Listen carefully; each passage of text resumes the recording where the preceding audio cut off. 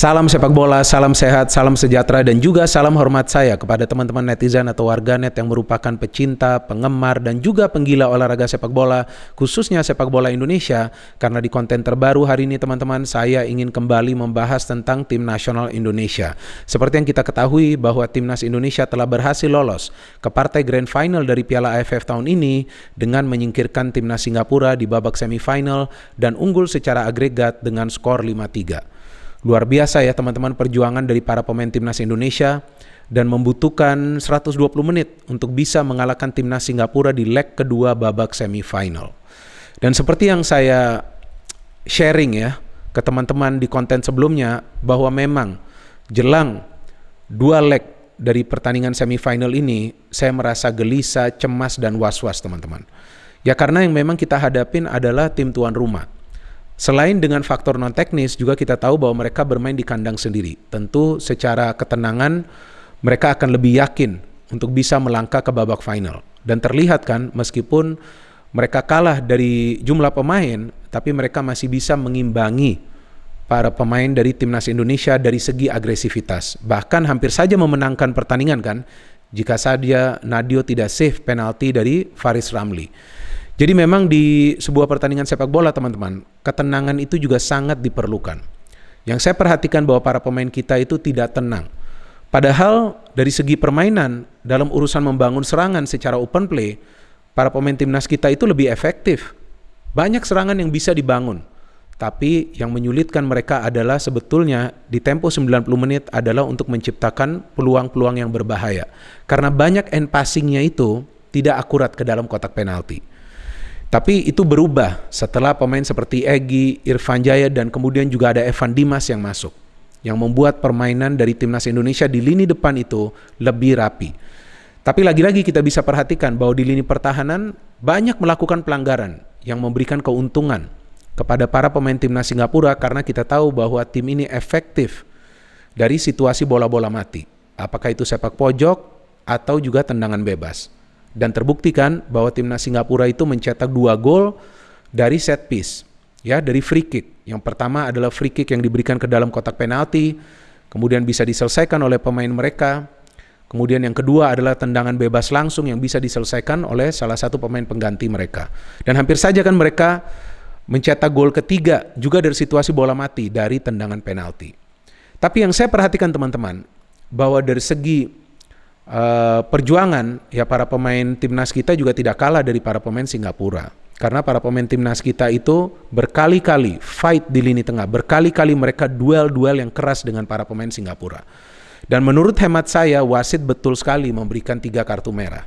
Yang pertama tuh kepada pemain Singapura yang bernomor punggung 21 karena sebelumnya dia melanggar witan, kemudian setelah berkali-kali ditegur oleh wasit agar tidak melakukan pelanggaran ketika ada tendangan bebas dari Singapura, tapi dia tetap melakukan pelanggaran demi pelanggaran tersebut, maka tentu dia diberikan kartu kuning kedua sehingga dia mendapatkan kartu merah.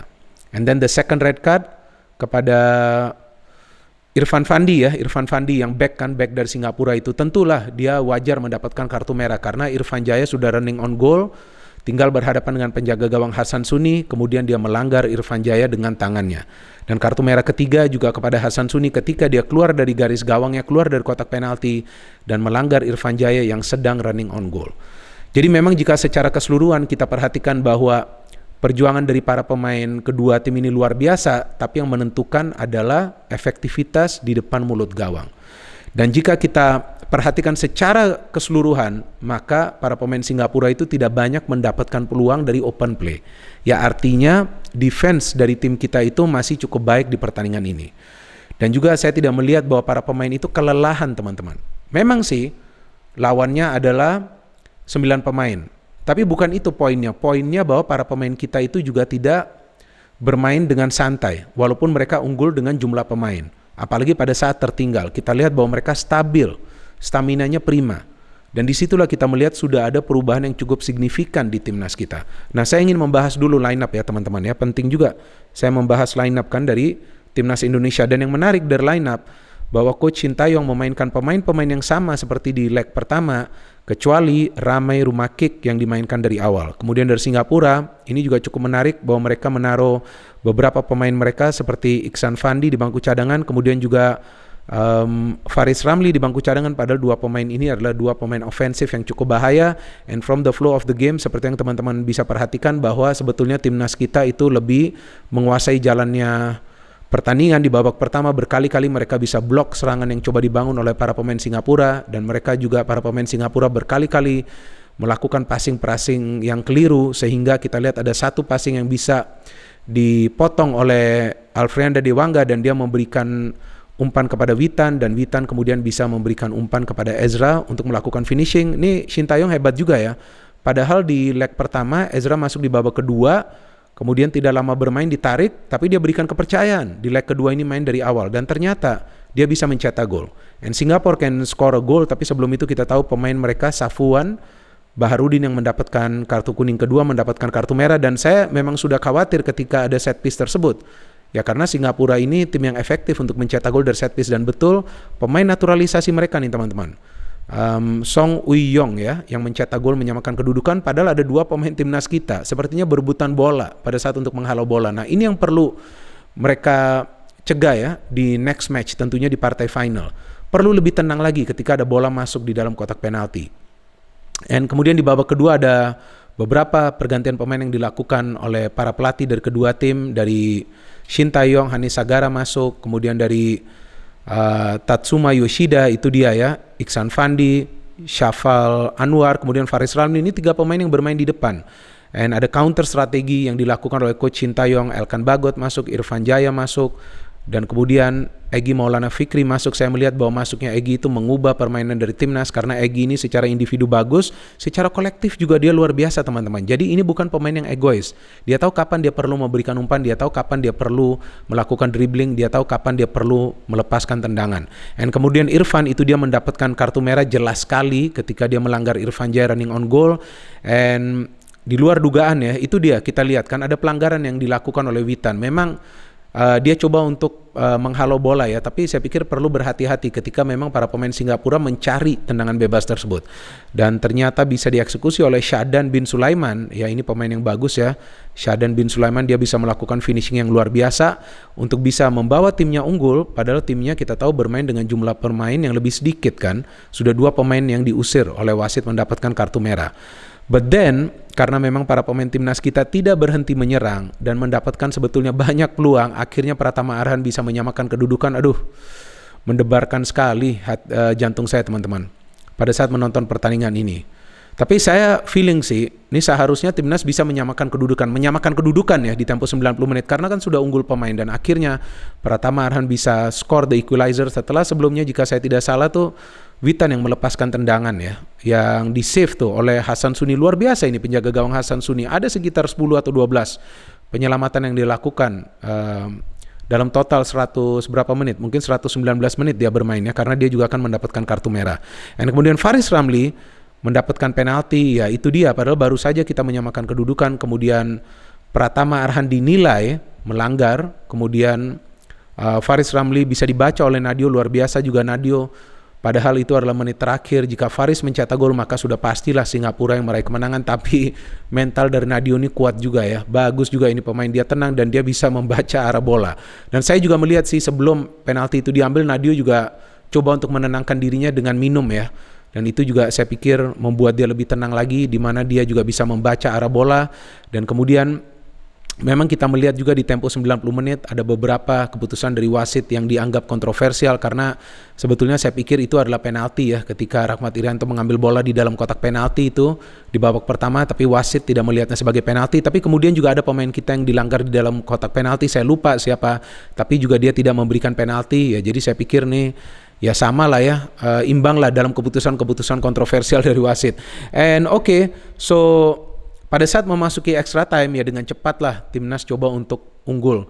Dan kemudian Irfan Jaya yang sebetulnya dianggap tadinya mencetak gol, tapi ternyata gol bunuh diri ya dari Syafal Anwar, pemain yang baru masuk. Kita lihat bahwa ada kontribusi dari Egy juga yang menggiring bola, kemudian sepertinya dia coba syuting tapi justru bola mengarah kepada Irfan Jaya. Sebelum juga saya melihat ditepis oleh Hasan Suni, kemudian ada menyentuh pemain mereka sendiri yaitu Syafal Anwar. And Egy akhirnya bisa mencetak gol, good goal from Egy ya dari sepak pojok begitu. Dia juga cukup pinter ya untuk membaca situasi dan dia bisa membawa timnas unggul 4-2. Setelah itu berkali-kali begitu banyak peluang dari timnas kita, terutama dari Irfan Jaya yang bisa berkali-kali ditepis atau juga ditahan oleh Hasan Suni. Saya pikir inilah penjaga gawang dari Singapura ya, penjaga gawang senior yang bermain bagus di pertandingan ini. Jika tidak, maka saya pikir Singapura sudah kalah dengan skor yang telak dalam tempo waktu 90 menit juga. But anyway, ini pertandingan yang memang sulit juga untuk timnas kita karena para pemain kita terlihat tergesa-gesa ketika membangun serangan, terburu-buru ketika sudah berada di dalam kotak penalti antara untuk memberikan umpan atau juga shooting. Tapi ya overall saya pikir kita juga perlu mengacungi jempol kepada para pemain timnas kita yang tidak lelah dan mereka berjuang habis-habisan di atas lapangan. Dan kita tahu teman-teman bahwa perjuangan belum selesai, kita sudah masuk ke babak final walaupun memang kita bukanlah salah satu tim unggulan di Piala AFF kali ini karena timnas kita mengandalkan mayoritas pemain-pemain muda, bahkan juga kita bisa lolos dari grup menjadi juara grup saja menurut saya sudah sesuatu yang luar biasa. Dan sekarang kita sudah berada di final dan saya pikir kredit juga perlu kita berikan kepada semua pemain yang berada di skuad dari Timnas Indonesia di Piala AFF kali ini yang berjuang habis-habisan, mereka siap mati di atas lapangan, dan juga dari Coach Sintayong yang berkali-kali melakukan pergantian pemain yang bisa mengubah jalannya pertandingan seperti yang dia akhirnya memainkan Egy dan juga Irfan Jaya dan juga kemudian Evan Dimas yang membuat para pemain Singapura pontang-panting dan sulit untuk mengimbangi speed dan juga skill dari para pemain kita. So this was not an easy win, ini bukan pertandingan yang mudah untuk dimenangkan oleh para pemain kita, tapi kita bisa melihat bahwa para pemain kita juga punya mental yang kuat. Setelah mereka tertinggal dan kita tahu bahwa para pemain Singapura juga bermain keras, tapi akhirnya mereka bisa mengakhiri pertandingan ini dengan kemenangan dan sudah masuk ke babak final. Dan saudara-saudaraku, sebangsa setanah air, kita rapatkan barisan untuk pertandingan final nanti. Menang atau kalah merupakan bagian dari sebuah pertandingan teman-teman. Dan juara atau tidak itu adalah nomor yang kesekian. Tapi yang penting kita bisa melihat bahwa permainan dari timnas kita telah berubah. Kita tertinggal, kita bisa comeback. Betul, kita unggul jumlah pemain, tapi tidak mudah juga ketika para pemain Singapura tuh sudah fokus di pertahanan. Kemudian juga kita bisa melihat bagaimana para pemain kita tidak drop mentalnya. Ketika mereka juga terus dipush oleh para pemain Singapura agar berada di area lini tengah saja. So we wait for the final. Dan saya harapkan bahwa teman-teman akan terus mengawal perjuangan dari para pemain kita dan kita tetap memberikan support kita secara positif. Kita memberikan apresiasi kepada para pemain yang telah berjuang habis-habisan di atas lapangan dan juga tentunya kepada Coach Sintayong yang coba untuk melakukan suatu perubahan yang besar agar timnas kita bisa menjadi tim yang kuat di kawasan ASEAN kemudian juga di Asia.